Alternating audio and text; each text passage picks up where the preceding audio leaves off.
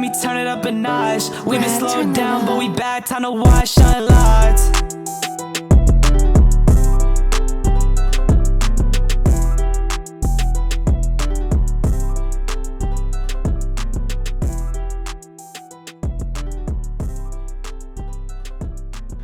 What's going on, everybody? This is J.R. Smith here at Unlocked. This is our sponsored program. This is sponsored by All Access GTE.com. So make sure you unlock your All Access pass to go anywhere you want around the world or wherever for golf experiences as much as you can. Check us out.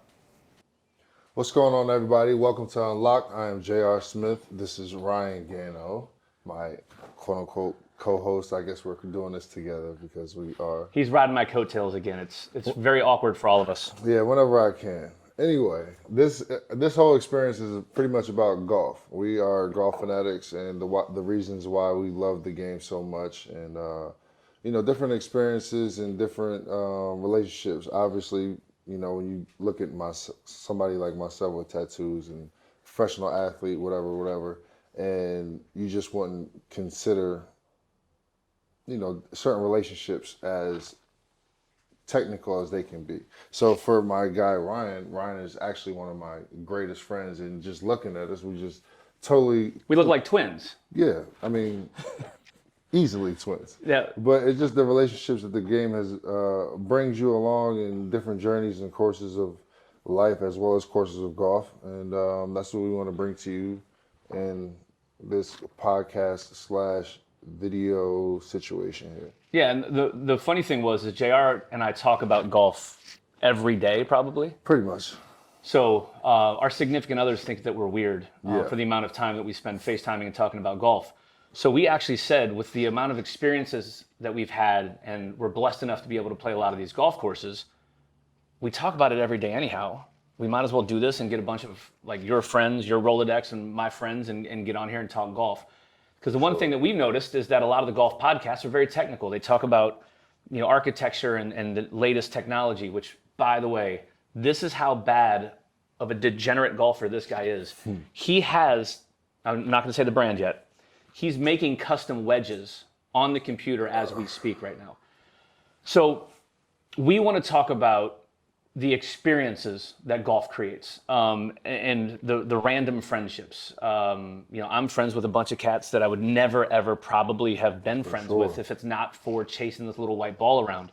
So because we get to do a lot of these fun things, we get to go and play a lot of the greatest places on the planet and experience these things, we just wanted to talk about it with y'all, and take you kind of along for the ride. So question I have to start when it comes to golf. When did the addiction actually start? For me, it's like almost like 12 years ago.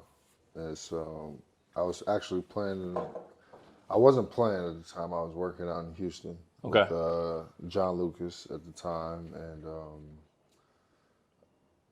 throughout workouts and stuff like that, I was working out with other NBA players. And Rashard Lewis at the time, he started his foundation. And his foundation, his first event was a golf outing. So I'm like, where was it? Do you remember? I'm not really There's so much good golf actually. in Houston, so It's sad because it was actually a really nice spot, but I took it for granted because I didn't. You didn't play know golf, better. And I didn't. Yep. Yeah, I didn't know I get better. that. And so I'm out there. He's like, yeah, man, just come around. I wasn't married at the time, but I didn't have kids or whatever. And he's like, yeah, man. No, actually, yeah, so it's got to be 13 years now because I didn't have kids. So that's amazing. That means you're getting old. Yeah, exactly. So he's like, yeah, man, just come around, mess with the cart girls, whatever, take shots, whatever. I'm like, all right, cool. Girls out there. Golf sounds great. What? Golf is amazing. Outside, cool. So I pull up there. All these people are out there, obviously dressed in polos and khakis and all this stuff. I'm just looking at people like, This is not going to be my crew. This is not me. I got basketball shorts on, t-shirt, whatever. So I'm driving around, and I pull up, making fun of people. I pull up on Moses Malone.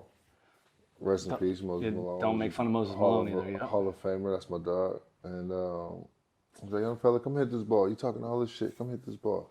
I'm like, you know, to me, when I look at people like Moses Malone and you know, Hall of Famer guys and stuff like that, I put them on an upper echelon of respect and Right. tears. So it's not like if he tells me go get him a water, I'm going. You're to gonna get water. Yeah, I get that. You know, so it's just all right, cool. I'll try. He showed me how to hold the club. Now, mind you, my brother and my dad played, my uncles and played, and everybody always tried to get me to play, but I wouldn't play. So, well, he asked me to do it. He's like, all right, yeah, just do this, da da da da. I'm like, all right, cool. Hit the ball 300 yards down the fairway. He was like, you know, I just walk off casually. Just drop the club. I'm done. This is too easy. Drop the mic, you know, pull off, talking shit.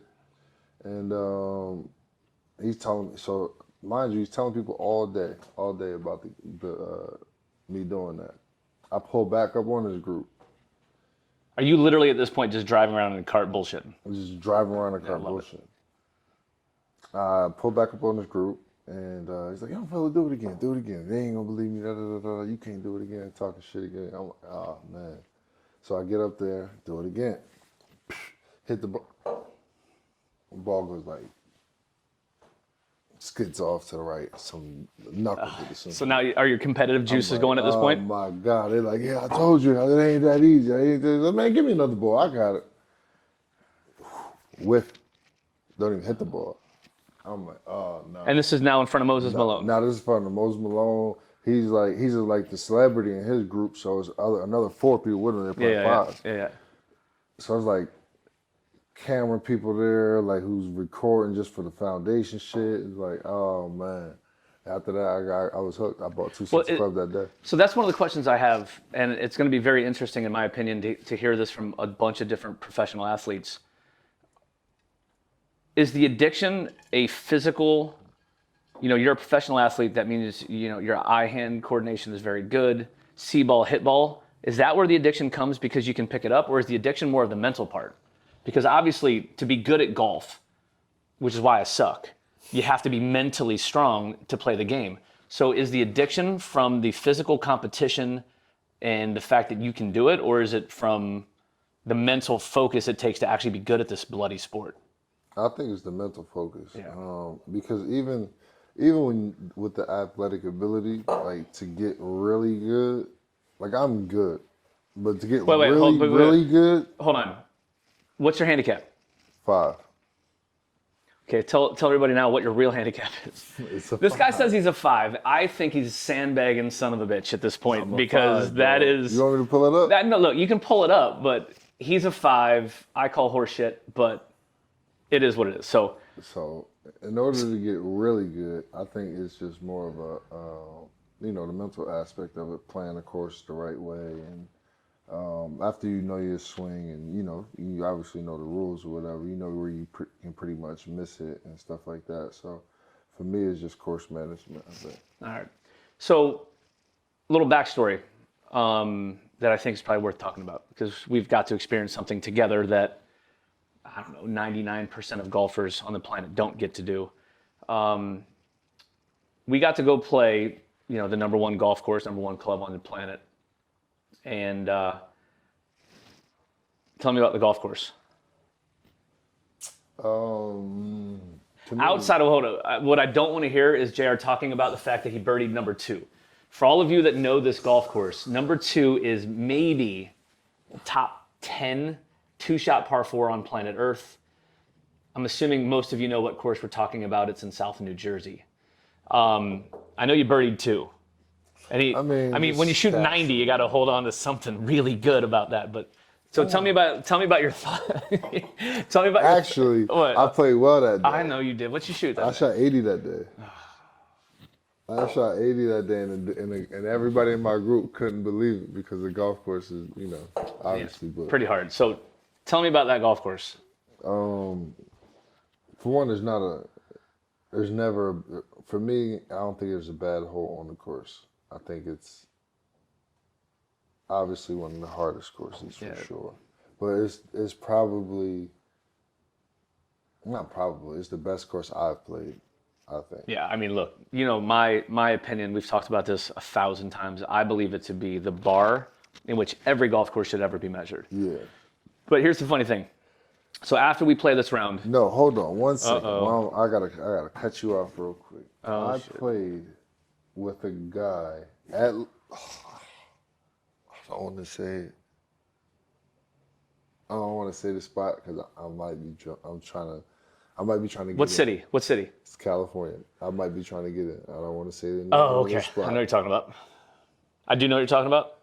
You do know Okay. where I'm talking about, but I can't say it because if I get in, Yeah. I need this. But the guy told me that he played Pine Valley, and he was not impressed. And he played golf in college. He was like, Did you smack him? I wanted. I mean, to. you smack know people what? for less. What's funny? We played. This is probably on 14, 15. We played the whole day. Did you not talk to him the rest of the round at least? When I tell you, he was already not on my team. We were playing teams. And it just made it that much worse. All right, so that guy should not be allowed to play golf anymore, in my opinion.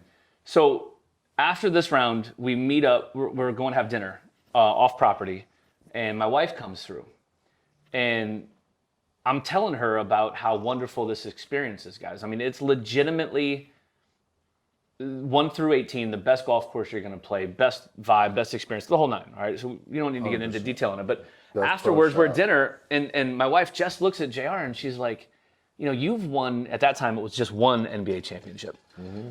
You've won an NBA championship. You've done this, you've done that, you've been there and done this. Was it really that good? And do you remember what you said to her? It was better.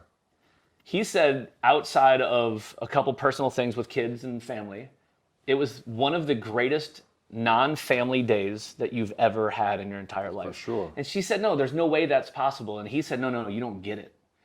The worst hole I've played today is the best hole on every other golf course I've ever stepped foot on. It's not even close. That's crazy to me, though. So there's a question.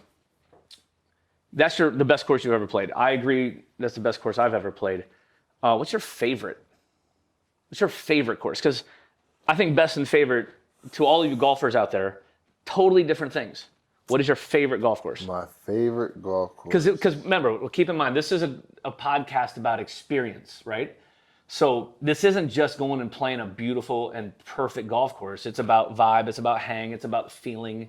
That's why guys like us are addicted to this game. It's not just hitting the ball and the competition and the shit talk. Yeah. It's the vibe and the hang afterwards. We played over at a spot we'll talk about later 2 days ago. Yeah. Afterwards, having a beer and bullshit, and it's kind of like the locker room vibe, right? Right. So what's your favorite? My favorite. Here's the easier way. Let's put it this way.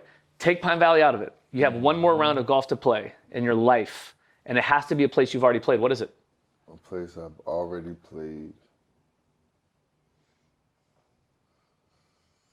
I would have to say either Fisher's or... You can see the wheels turning and all the different... I've played this place and this place and this place and this place. I played a lot of places over here, but is it just me or I get the best? No, just you. You get one more round. Fisher's, probably Fisher's or there's a spot in Long Island I've been telling you about. And we gotta find it. I gotta find a connect. It's called Glen Oaks. Really? Yeah.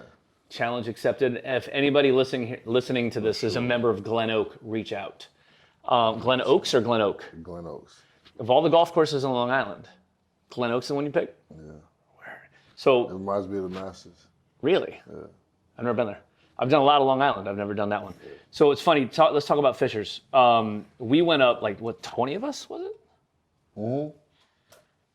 We go up to Connecticut. Our boy, one of the guys, picks us up in his Sprinter. He's got a customized Sprinter he made. Shout out Rob. To take us around. Yeah, for real, right? So we go up to Connecticut and we get on this ferry. And I had already been to Fisher's once. And 19 other guys have not played it before. And again, seeing a guy like JR and a bunch of these other guys out there, how giddy you are about, you take this boat ride over. And that's why Fishers is different, man. It's different, bro. You take this boat and you dock. You literally walk through these bushes, and there's just a bunch of carts sitting out there like damn near in the sand. And you drive yourself back Across the fairway. Yeah, right across the fairways, right up to this beautiful big old clubhouse. Yeah. And you get to go play Fisher's Island. And for those that haven't played Fisher's Island or don't know too much about it, first off, look it up. I mean, it's picturesque as get out. Amazing. But it's cool with Fisher's. A couple random notes about Fisher's. You remember what their halfway house, what the snack is there? I don't. They do peanut butter and bacon sandwiches at the turn, which are ridiculous. Peanut butter jelly and bacon. I know that sounds stupid, but these are the experience things that always stick out for me. I don't even like jelly, and I pounded one of those. But the cool thing about Fisher's is that there's like legitimately holes where you damn near play across the island. Like you feel like you're teeing off on one side and you end on the other. Yeah. What is that Olympic that has the burger dog? Yeah. Thanks for bringing up a course I haven't played yet. Again, Rob, you've already been mentioned once. I haven't been to Olympic, Rob, if you're watching. I know they do that, but the other thing about Fisher's that's wicked that people don't know, they don't have irrigation on the fairways. There's no sprinkler system. It is legitimate. Really? You didn't know that? We played the thing. I didn't know. I mean, I wasn't looking They water. It's just the view. They water the greens and the tee boxes, but they don't have sprinkler systems in the fairways. And like it's self-caddy. You know what I'm saying? Like they don't have a caddy program out there because it's on basically damn near a private island. But that place is special. Having said that, hold up. That's not my favorite. No offense to my friends at Fisher's. My favorite round of golf that I've played in America, it's close. It's National Golf Links of America on Long Island. And I'm going to shock you with another one. I am in love with playing golf at Bel Air. You know what's funny? When you tied in everything with the hang and all of that, I was going to say Bel Air. But for me, it was either that or Somerset. Well, Somerset's good. Yeah, Somerset Hills, guys. That's another one. That's crazy.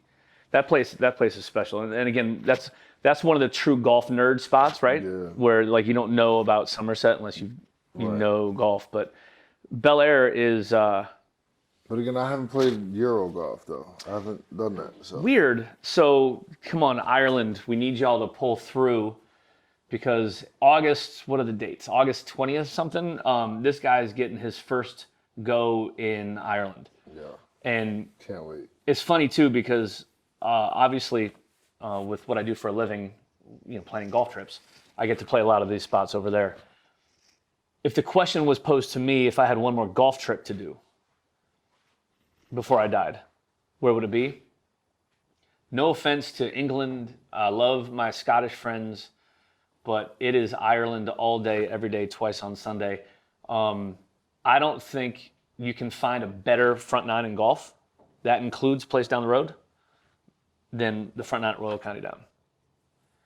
It's just different, bro. Like it's an entirely different thing. And when you go do a golf trip over there, it's like stripping back all the layers that America has messed up about golf. Because over there, they don't have true, like private club things very often.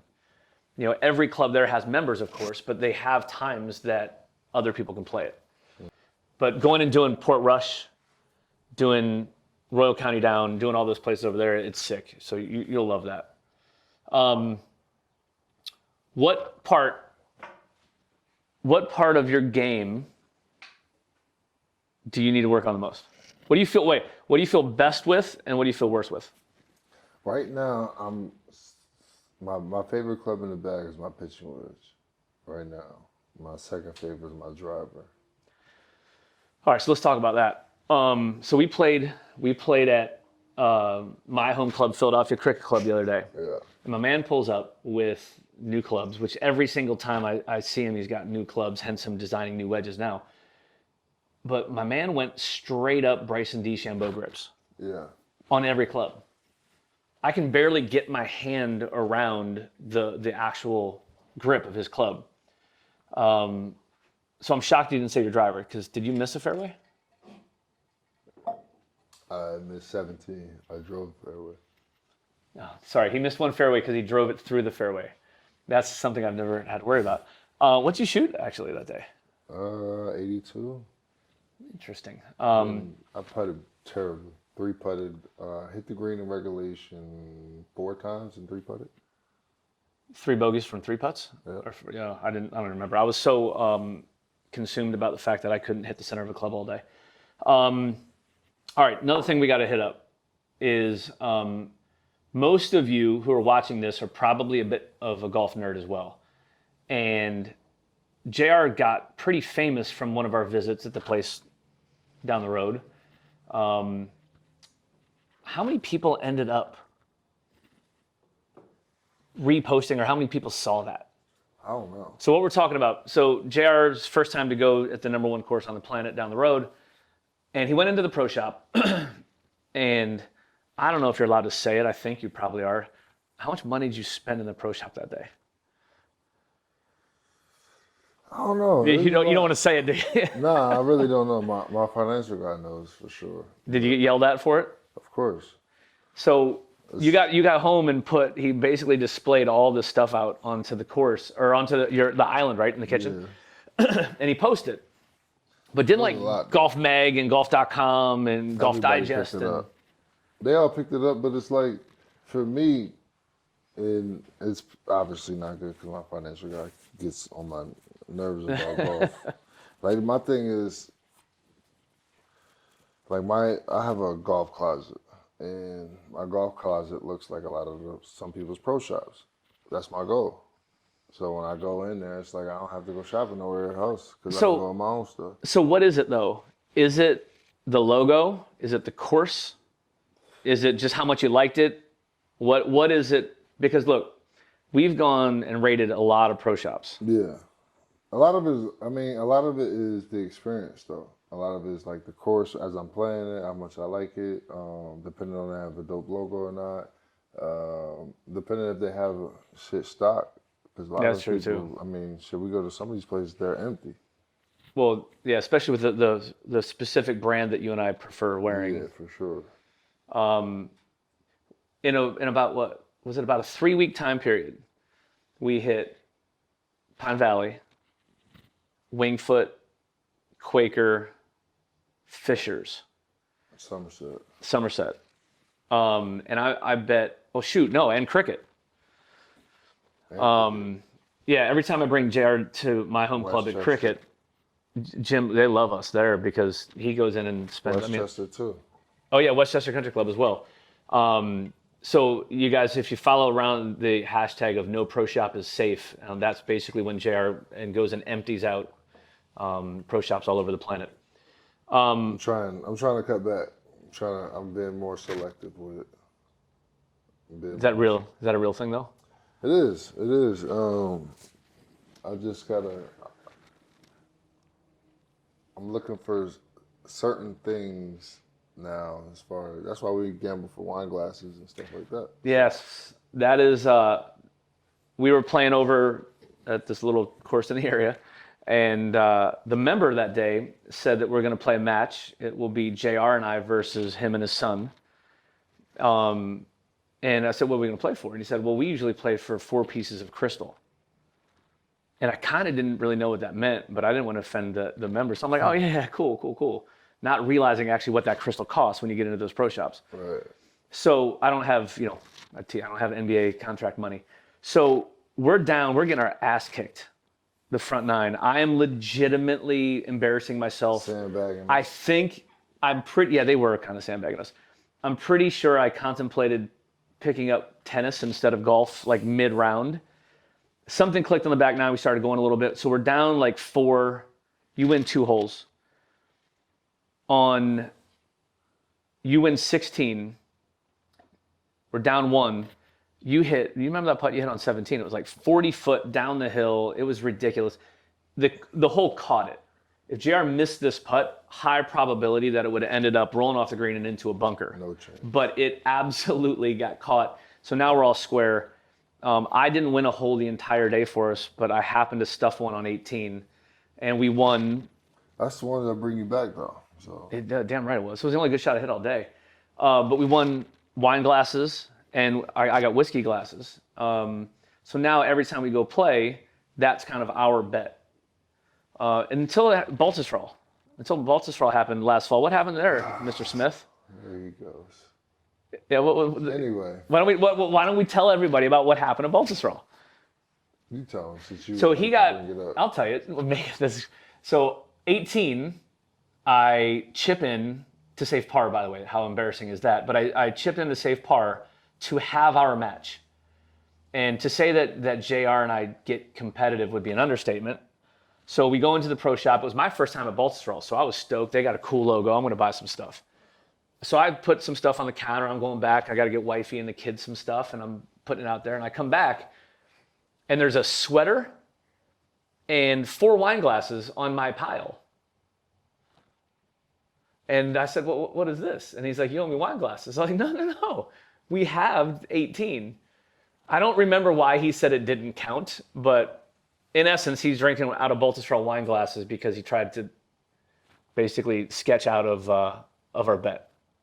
Do you have a different version of that story? No, it just sounds good. Okay, we'll keep it at that. Speaking of logos, best logos in golf. Best logo.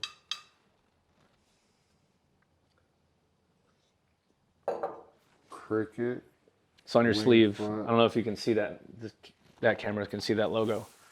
Cricket, Wingfoot,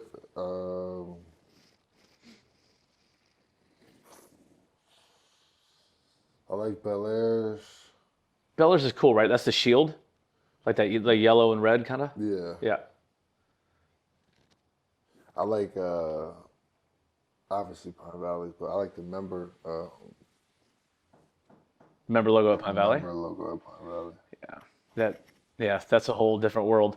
I love Wingfoot. A cricket, obviously, I'm partial to. I love places that pay respect to, in my opinion, to the Native American logos. Yeah. I love Seminole. Seminole's dope. Shinnecock is good because of it. Obviously, cricket. I think Aronimink has one like that too, don't they? I'm not sure. Never played it. What are you doing on Thursday? Playing golf. Yeah, where? Around to make a hope. We're playing Aronimink on Thursday, so. Wingfoot's is awesome. There's weather. I mean, Yeah, JR's spending most of his time now in LA, so he gets back here and is complaining about the, 55 and rainy now. All right, so let's talk a little bit more about some of the guys you play golf with. Who is the best non-professional golfer that you've played with? the best non-pro golfer I played with. I guess it did turn close. I mean, I know what some of the guys' handicaps you play with are, but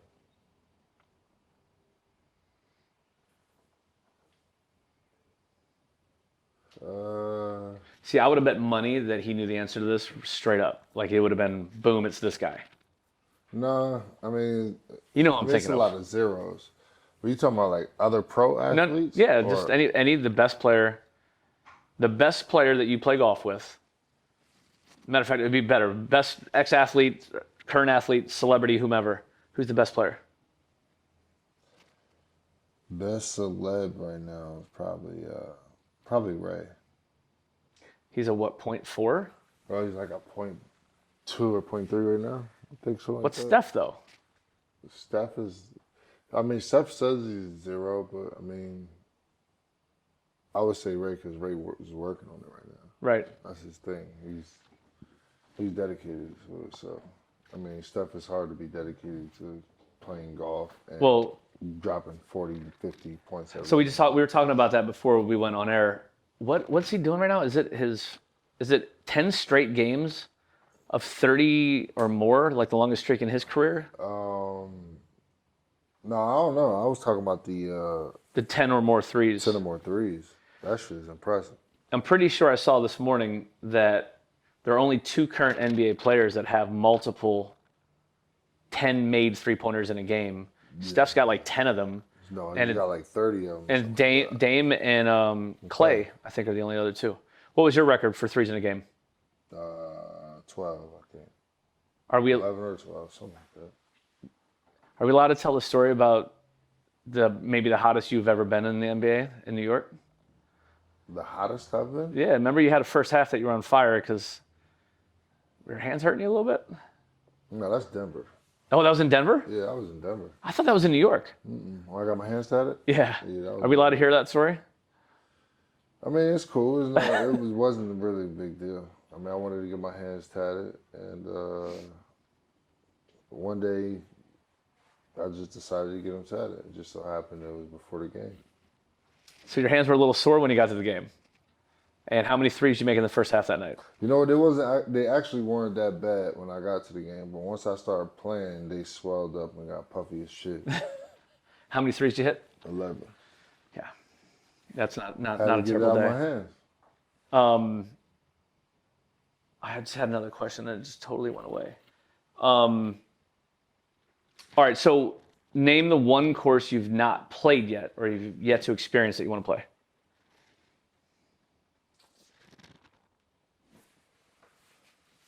The one place.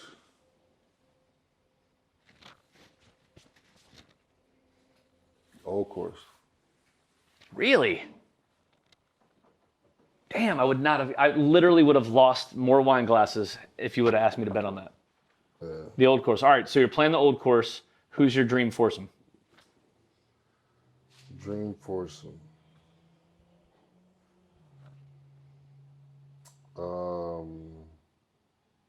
Dead or alive? Ooh, that's a good question. Dead or alive? What do you think? So anybody, dead or alive? Dead or alive.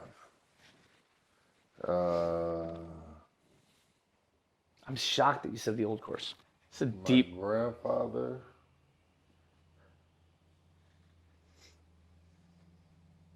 It's a better question than I anticipated.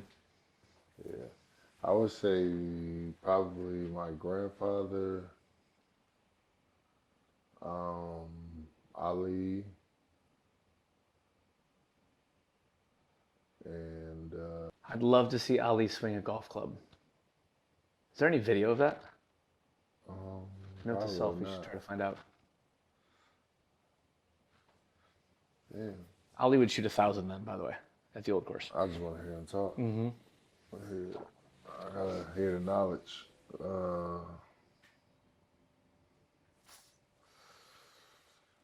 My grandfather, Ali, and probably my daughter. Oh, look at that, being sweet.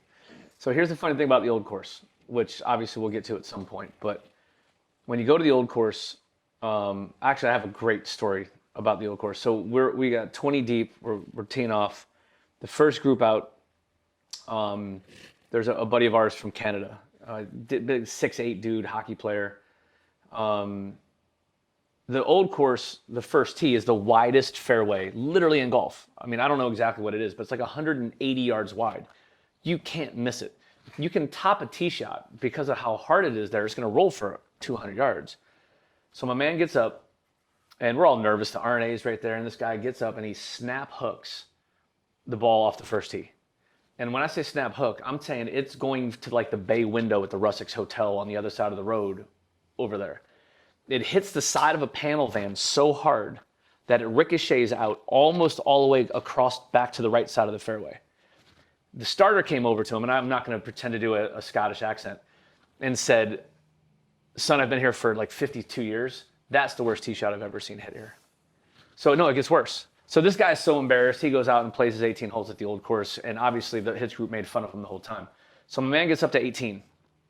So 18 obviously and 1 at the old course run parallel to each other.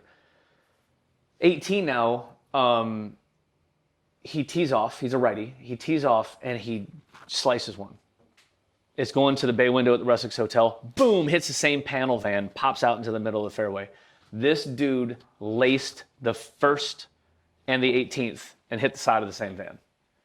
That's some shit. I mean, I don't know what the odds are to that happen, but Now that's impressive. so here's what's funny though. Every time anybody that goes to the old course,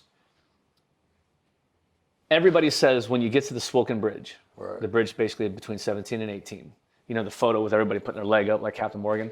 You get there and you're like, man, I'm not going to do that stupid photo. No chance. I don't need that. I guarantee you're going to get on that thing and do that same photo, put that foot up on there and wave to everybody. It's a very, very unique spot. It's one of the very few golf courses that you feel like you're playing golf with a ghost there, man. And I'll also tell you, the most terrified you'll ever be hitting a wedge will be on that course. It's the 18th. You probably, with as long as you hit it, you're probably going to have like 60 yards in. But behind the green are 1,000 tourists. Cameras out everywhere. And you're not nervous about them watching you. What you're nervous about is catching, because they're tight lies, right? It's like hitting off this table, blading one over the green and killing somebody. I literally had like 90 yards in and I was terrified to hit that. But that shot and the shot on 17, the road hole where you hit it over the hotel, are two shots that I'll never, ever, ever forget. It's one of those things like, you know how that some of those places like just burn in your mind? That tee shot and that wedge are two of the best memories I have of playing golf. That brings me to one. What is your most embarrassing moment on it? Oh, hold on. We actually have video evidence. Is that Ali hitting a golf ball? Yeah. So maybe he'll shoot, with that swing, he's going to shoot 150, not 200. Oh, That's kind of amazing. So, most embarrassing moment on a golf course? Most embarrassing moment on a golf course. So I'm going to have you tell yours, and then I'm going to tell you the one that it probably should be. All right, while he's thinking, you were going to ask me, right, what my most embarrassing moment is? Sure. So I'm newer to golf than him. He doesn't like to admit it, but I'm newer to golf than him. I played a bit as a kid, but I didn't play for like 20 years. I picked it up. It's about 6 years now that I've been really into golf. And it was about 6, maybe 7 years ago. It was right before the Masters, and we went down to East Lake. And we had about, I don't know, there's 40 clients, and there's about 40 clients and caddies and a bunch of people around the first tee. I'm the first one to tee off. And I don't really get nervous playing golf, but I was really nervous over that ball. My man, I took a full swing, and I don't think I made contact to the ball, but the wind knocked it off the tee about 1 inch in front of the tee. And I could hear the rumblings and people trying to quell the laughter. I picked up the tee. I put my hand up to everybody like, shh, don't say anything. And I ended up hitting driver off the deck. Maybe the best drive I've ever hit in my life. But Really? Standing there for that like 5 seconds where the ball barely fell off the tee, that was bad. That was a bad one. For me, I think playing in Tahoe. And the celebrity one? Yeah,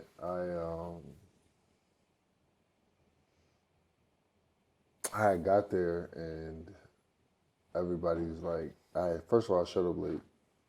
Wait, you're late to stuff? Oh man. Weird. So I showed up late to the practice or to my round. Not I don't miss my tee time or anything. Yeah.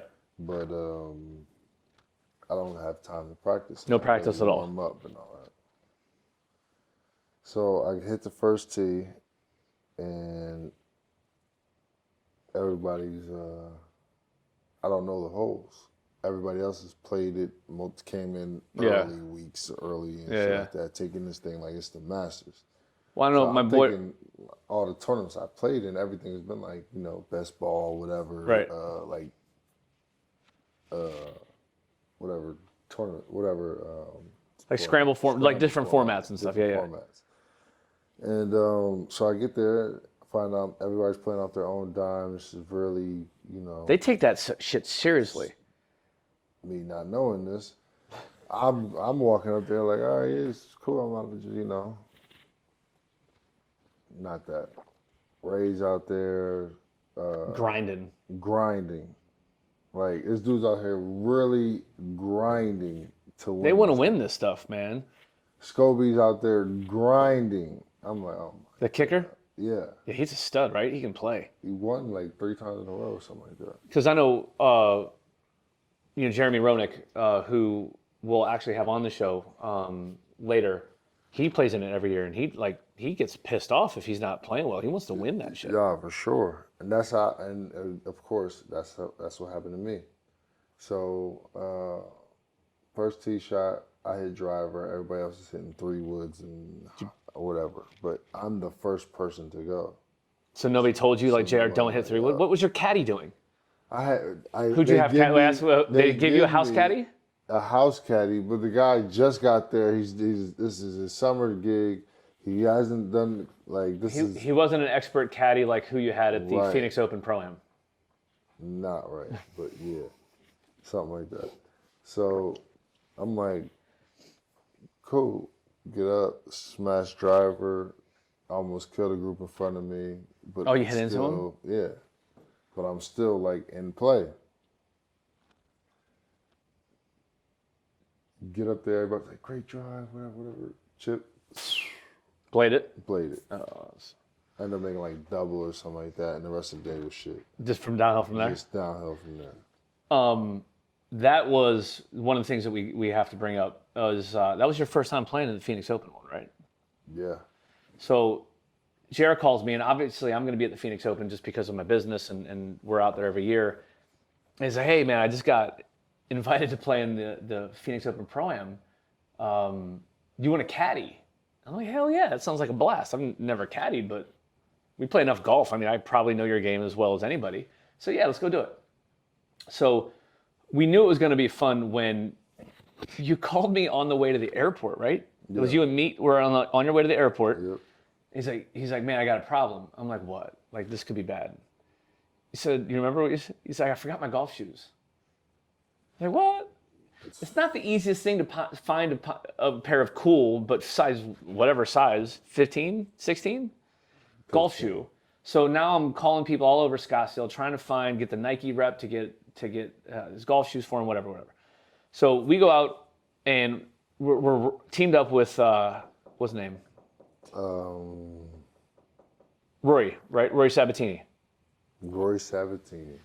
Yeah, all right, who so by far is probably one of the greatest personalities on tour. We should probably call him. By far. You know what? If you reach out to him, he'll come on the show, by the way.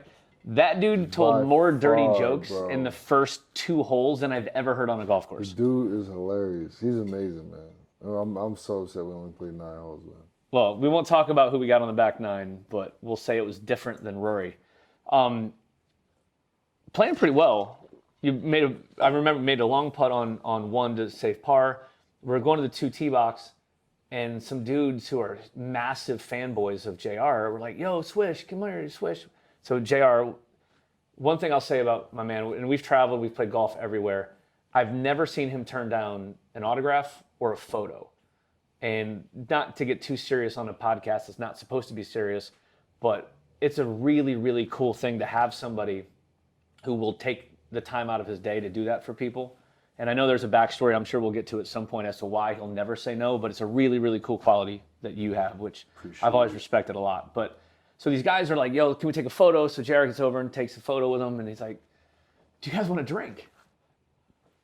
And we're like, oh, well, I mean, this isn't a serious Pro-Am, so swing me. These guys followed us around for the next 17 holes, feeding us drinks every other hole. So we get to 16. You walk through that tunnel. What are you feeling when you walk through that tunnel? Honestly, I didn't know what the hell to expect, man. That was like, it was very,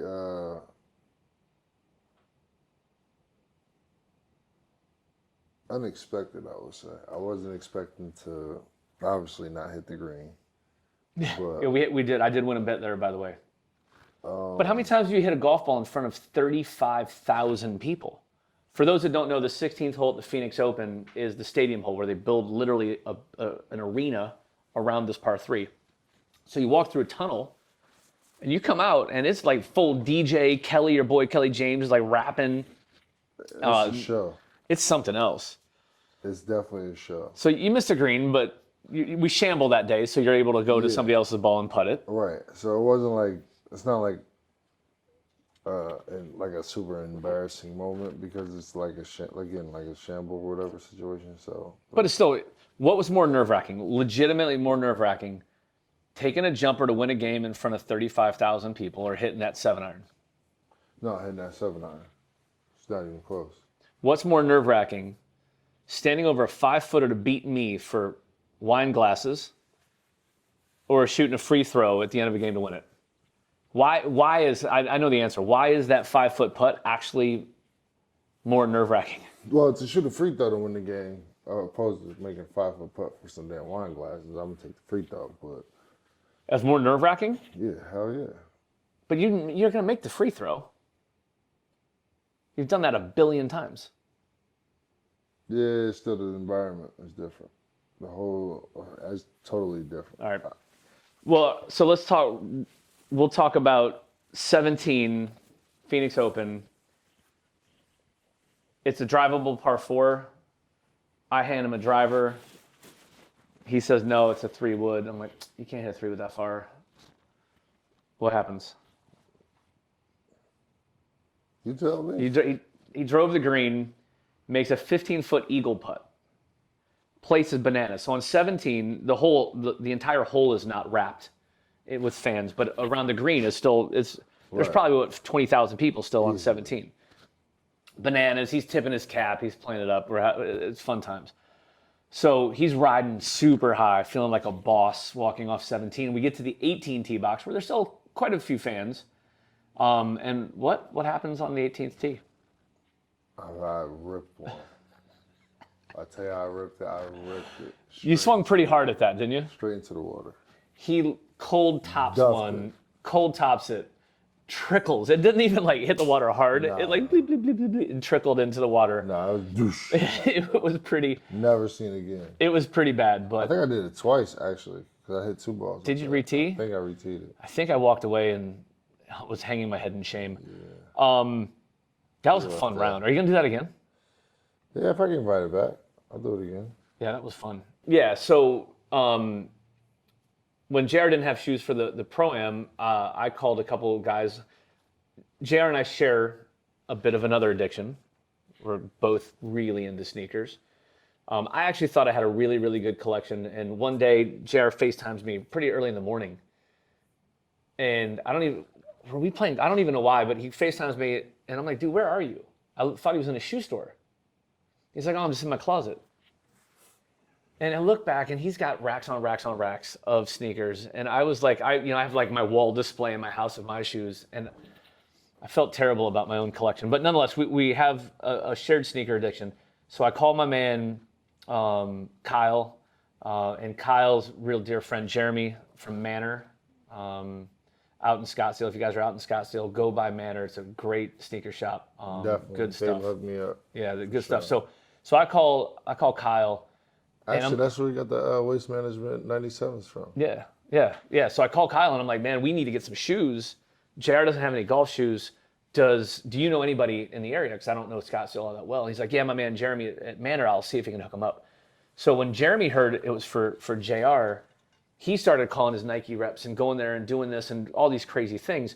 So what he ended up doing is he went into the Nike trailer at the event to find if they had any pair left in stock. And that was the green grass Air Maxes. And those, do you know where those are? Because that was obviously pretty soon after Kobe passed. Yeah, I know. So I know you wrote something on the shoes, but that was a pretty special time. That was a fun one. It was you and Golden Tate were the only two that I had those shoes. Yep. Which is So I was sitting next to one of my idols, Emmitt Smith, hitting practice balls like it was no big deal. He doesn't know I was fucking going nuts. were you legitimately fanboying Emmitt Smith right there? For sure. He's a Dallas Cowboy fan. I used to tell people we were related growing up. Did you really? What? For sure. That's amazing. So who else, when you were a kid, obviously, so those that don't know or don't remember, JR went directly to the NBA from high school.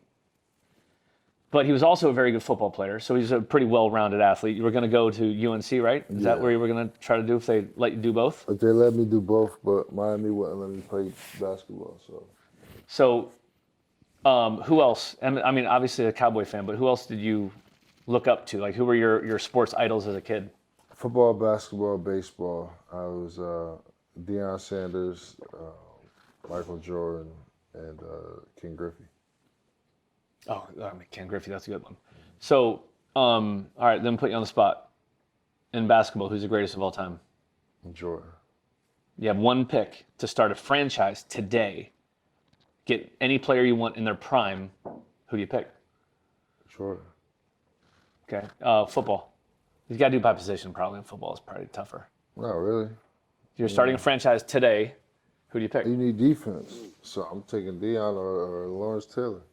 Ooh, Lawrence Taylor's a good one. He was terrifying. So you'd pick Jordan to start the franchise. Yeah, why not? I mean, I think he's the greatest player of all time, but if I'm building a team, is there a better guy to build a team around? So, interesting question. If he's the greatest, is there? I think so. Doesn't mean he's the greatest teammate all the time, too. You say he's. We all watched The Last Dance. The greatest player. He's the greatest player of all time. I look, my firstborn son's middle name is Michael, but I have a debate in my brain if I'm starting a franchise for the next 15 years. Do I take LeBron? You take LeBron because of marketability and everything else. But he also makes his teammates drastically better, right? Were you your best version of a basketball player on the Browns team? No. When were you? Ooh, interesting. When were you the best player? The best player? Yeah, total player, defense. I was with the Knicks. With the Knicks? Because I was doing everything. When I got to Cleveland, I was one-dimensional. I was a spot-up shooter and played defense. You did that really well, though. I'm a basketball junkie, too. One thing that I've said to JR before, I think it's an interesting note, maybe the most famous block in NBA history. LeBron pins Dre basically on the backboard. Sure. That play doesn't happen if somebody doesn't get back on defense. How many people, do people recognize this? Or is it only basketball nerds? If he doesn't get back on defense, Iguodala goes up either and dunks it, or he doesn't have to kind of pull the ball down and re-release. I don't think that block happens. It probably doesn't, but that's something we always talked about, always rehearse. Always try to get some guy underneath, make him delay the shot. We do it all the time. People just don't talk about it because it's Bron and they're making the play. So it's kind of like when Magic passed to somebody and they dunked it. They didn't really show the guy dunking, they just showed Magic's pass. Yeah. It just happens. It was always seemed to be Worthy on one side and Cooper on the other, though, right? What's your best LeBron story? Best LeBron story. Are you still designing wedges right now? Yeah, I'm trying to figure out what color I want. He's a full-fledged addict, guys. This is a real thing. Yes. So, best LeBron story. You got to keep him focused. Best LeBron story. Or what's the craziest thing you ever saw LeBron do? Because he's obviously physically a freak. I mean, shit, he do crazy shit all the time. It's crazy to me, but I mean, I can't. I'm fascinated by people who can sleep forever. Like he's one of those people that can sleep for 4 or 5 hours and not miss nothing. Like I can't sleep like that. If I go to sleep for 4 or 5 hours, you better go check on me. If it's the middle of the day, check a pulse. For sure. If it's not a game day, I don't take naps. It just don't work for me. And he's a straight up pass out, dead of the world? For sure. And go to sleep early. Like go to sleep at literally 10, 11 o'clock, wake up at 5 or whatever, do his workouts, go to sleep again, go work out, whatever, go back to sleep before he goes to sleep for the night. I'm like, bro, what are you doing? But it works for him. I gotta be honest, I have 3 kids. That much sleep sounds glorious. I can't do it. All right, if you were gonna start your team 1 through 5, with you included, of teammates, what would be your starting lineup? I want to put you on the spot. Starting lineup. So who's the point on the team of any teammate you ever had? Who's it going to be? Chauncey Billups. Oh yeah. Him or J. Kidd. Ooh, that's tough. You got to pick one. Whichever one you piss off the most, we're going to bring on the show to talk shit about it. Shit, I probably pissed off Chauncey more. So, J Kidd or Chauncey? To hoop or to golf? No, to play basketball. You're starting your team. Well, J Kidd's a stud golfer too, though, isn't he? Hall of Famer. Yeah. Chauncey will be a Hall of Famer, but J Kidd is just. All right. So, what position are you playing on this team? Are you the 2? I gotta be the 2. All right. Who's your 3? My 3 would be Melo. 4 would be Bron. And 5 would be.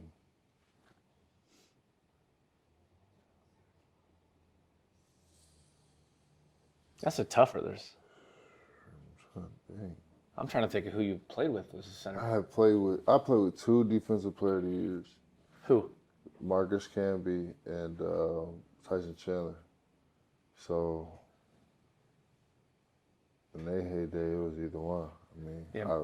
I would take Tyson because of the spring and athleticism. Tyson also had that defensive tough guy element. Like, if there's going to be a brawl, it seems like Tyson would be a guy that. Tyson's in there. It's a pretty solid squad. Right, do you win a championship with that team? Oh shit! I can't say that. I'm sorry, Anthony Davis. Oh yes. Oh man. Wait, you're going to put him at a 5 though? He doesn't like it to 5. You gotta be at the 5. Well, with that team, he does. You play this like small ball 5. I'm tripping. Damn, AD, my bad. Yes, we've officially pissed off our first guy on our podcast. I ain't even think about my boy. Boy. Yeah, your second NBA championship has just been voided away from the Lakers. Sorry, worse things have happened. Yeah, what are you gonna do? Thank you guys for watching our first episode of Unlocked. Essentially, what we're trying to bring to you is Barber Shop meets Pro Shop. We'll be bringing some great guests as well who have this extreme passion and fascination with this game of golf that we have as well. So we'll definitely see you next time. I'm J.R. Smith. This is my co-host, Ryan Gano. See you next time. Cheers, buddy. Cheers. Talk to you. Want to take a special thank you to our sponsor for the Unlocked podcast, All Access Golf Travel and Events. To unlock your next golf experience, head over to allaccessgte.com to check out our lineup of events and golf experiences all over the world.